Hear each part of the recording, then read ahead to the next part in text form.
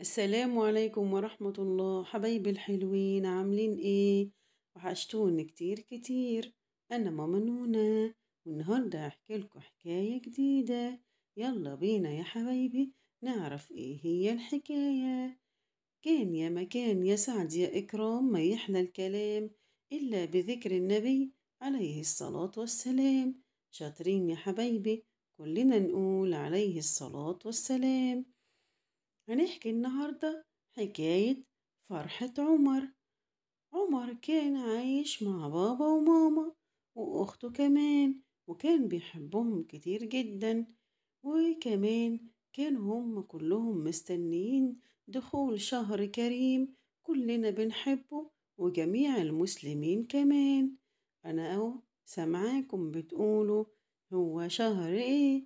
برافو عليكم، شهر رمضان الكريم يا حبايبي، اللي ربنا سبحانه وتعالى أمر المسلمين إن هم يصوموه. وكمان ربنا سبحانه وتعالى بيجرنا أجر كبير جدا بسبب صيامنا ده، وبناخد حسنات كتير كمان. ولما يبقى في دعوة عايزين ربنا سبحانه وتعالى يستجيبها لينا، هو ده أكتر شهر ربنا سبحانه وتعالى بيستجيب فيه لينا الدعوات كلها. استقبلت يا حبايبي عيلة عمر شهر رمضان، وكل واحد فيهم جهز المصحف بتاعه. وكمان عمر وأخته كانوا هما الاتنين عندهم مصليات وجهزوها عشان خاطر هما قالوا لبابا وماما احنا هنوعدكم ان احنا نصوم ونصلي كل الصلوات كمان. بابا وماما فرحوا منهم جدا، وقالوا لعمر وندى برافو عليكم يا حبايبي، وانا كمان هعمل لكم كراسة واكتب لكم فيها عدد الايام اللي انتوا هتصوموها، وكمان الأوقات اللي انتوا هتصلوها، علشان خاطر يا حبايبي انتوا برضو لسه صغيرين، واحنا بنعودكم من دلوقتي على الصلاة والصيام علشان خاطر لما تكبروا تتعودوا عليهم يا حبايبي. راحوا قالوا لها حاضر يا ماما، واحنا بإذن الله ربنا هيعنا. مرت الأيام ودخل الشهر الكريم، وكانوا كلهم جاهزين يا حبايبي. وماما صحت عمر وصحت ندى عشان خاطر يتسحروا، وصحوا يا حبايبي كلهم وقالوا بسم الله واتسحروا كمان، وبدأوا يا حبايبي يصوموا ويصلوا. لكن في يوم من الأيام عمر دخل المطبخ وراح مسك كوباية المية وشربها كمان.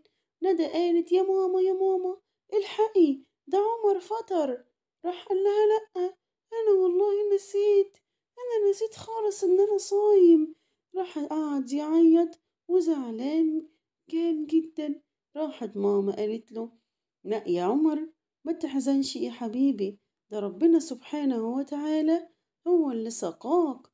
راح قال لها ازاي يعني يا ماما، يعني أنا كده مش فاطر؟ قالت له لا يا حبيبي مش فاطر، لأن سيدنا محمد صلى الله عليه وسلم قال هتقولوا ايه؟ هنقول عليه الصلاة والسلام يا ماما. شاطرين يا حبايبي.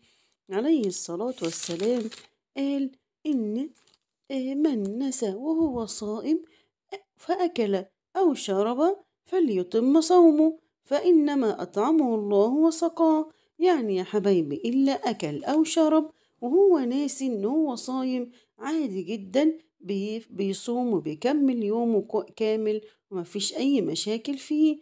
قال لها الله يا ماما، إحنا ديننا حلو قوي. قالت له آه طبعا، دين الإسلام هو دين الرحمة، وربنا رحيم بينا يا حبايبي. فرح جدا عمر وقال الحمد لله يا رب، انا كده مش فاطر يا ندى، لسه كنت هتقولي لي يا فاطر وكنت فرحانة. راحت ماما قالت له معلش يا عمر، ندى ما كانش قصدها ان هي تقولك كده. راحت ندى قالت لعمر انا اسفة يا عمر، انا مش قصدي خالص ان انا اقول عليك حاجة وحشة، ما تزعلش مني. راح قال لها أنا مش زعلان منك، انت أختي حبيبتي. نكملوا صيامهم يا حبايبي.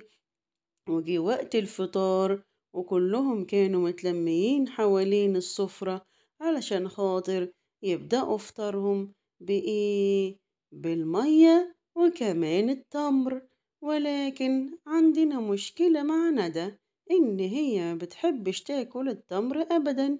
راحت ندى عملت إيه؟ شربت العصير بتاعها وقالت: هي أنا كده فترة، أنا هاكل الأكل كله اللي على السفرة.